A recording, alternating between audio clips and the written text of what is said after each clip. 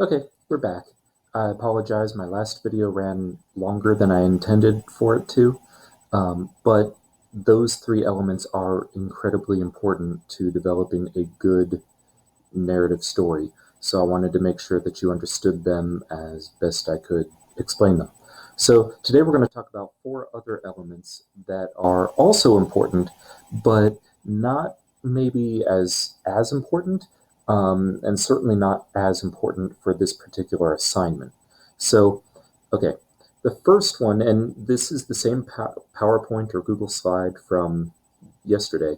I just want you to be able to follow along with me as I'm talking. So the first, or I should say the fourth narrative element is point of view. So, excuse me, when you write your story, you're going to pick a point of view. And you need to be consistent with your point of view throughout your story. Now, depending on which point of view you want, they have their own strengths and weaknesses. So let's go through those briefly. First person point of view, this would be saying things like I went to the store, I bought a candy bar, I went home, and I ate the candy bar. The good or the pros of this particular style is that it is the most intimate. You, as the reader, really get inside my head and see the world through my eyes. This is also its biggest negative. The problem is, what if I am an unreliable narrator? What if I'm an uneducated or a biased narrator?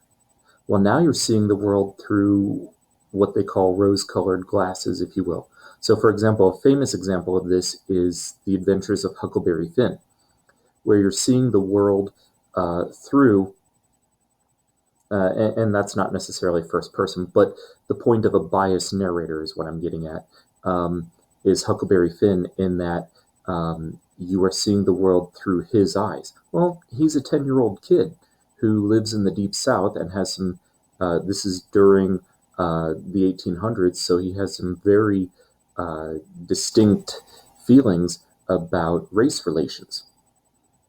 So, anyway, another issue with first person is, let's say you're following that person through a scary maze. They see a door on the left, they see a door on the right. They choose to look through the door on the left and go that way. Well, as the reader, you have to go where they go, so you're never going to see what's in the door on the right. Second person is the use of the word you. You got up in the morning, you decided to go to the store, you bought a candy bar, and you thought it was delicious. Now, the strength of this is it's the best point of view to get the reader really invested and involved in the story. The biggest negative of this point of view is that if I, as the reader, do not relate to what is happening in the story, then I'm going to feel left out, and it's going to take me out of the story, and I'm not going to care anymore. So, for example, let's just say, as the reader, I'm reading it, and it says something like, you woke up in the morning, and you realized that you were going to be late for school, so you got up, and you put on your makeup, and you put on your prettiest dress, and you did your hair up all nice. I'm a guy, and I don't wear dresses, I don't wear makeup, I don't particularly care about my hair, so now I feel completely left out of the story. The third type is the most common, and that is third person. Third person would be like, Johnny went to the store, Johnny bought a candy bar, Johnny did this, Harry Potter did this, Huck Finn did this. And so third person is where you are kind of like a fly on the wall and you're just observing what's happening in their world. And there's three different types of third person. Third person omniscient is you're a fly on the wall, but you can see inside the minds of every single character and you know exactly what they're thinking and feeling.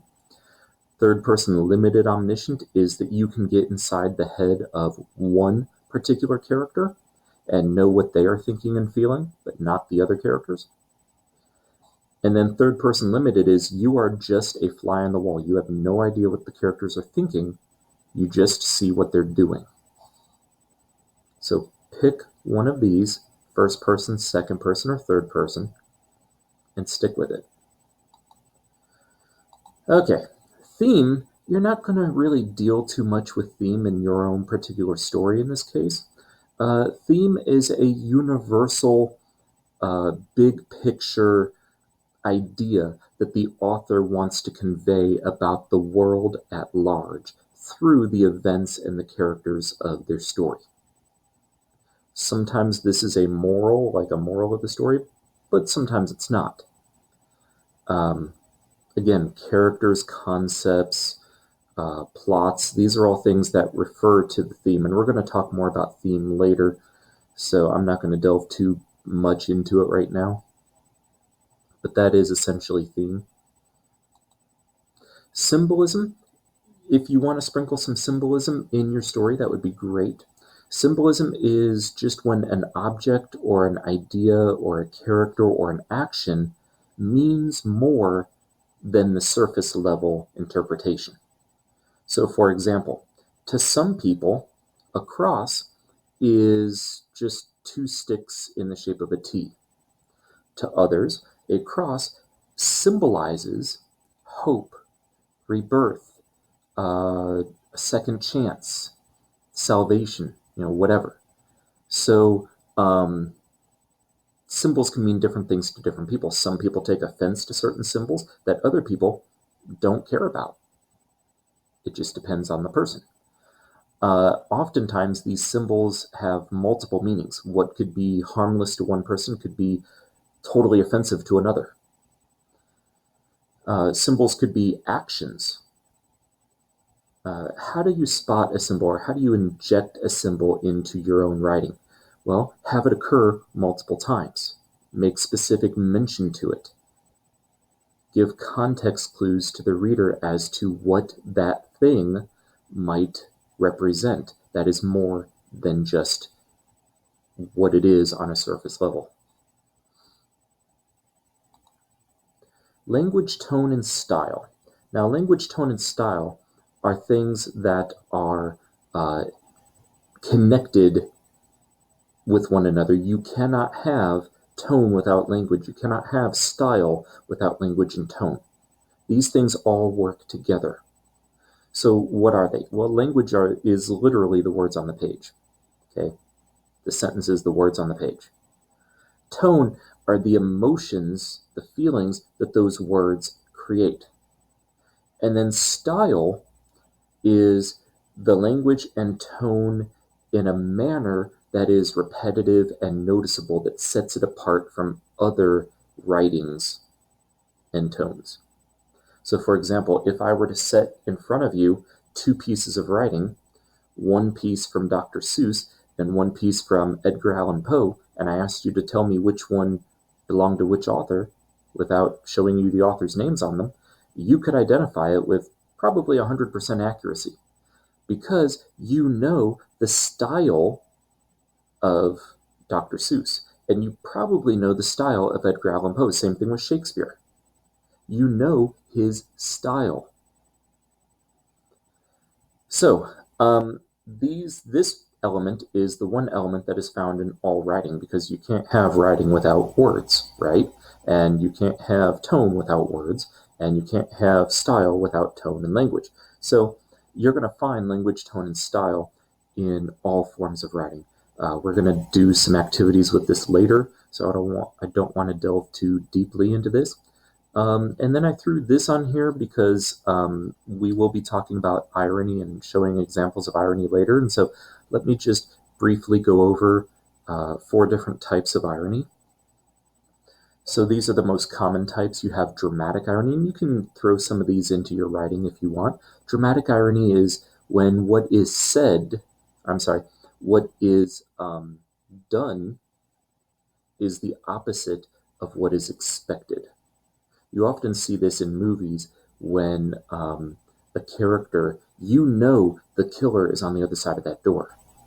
And so it's dramatic irony because the character has no idea that the killer's on the other side of the door. You're sitting there going, no, don't open that door, because you know something they don't. And so when they finally do open that door and they get confronted by the killer and like, oh my gosh, I didn't see that coming. You did. That's dramatic irony.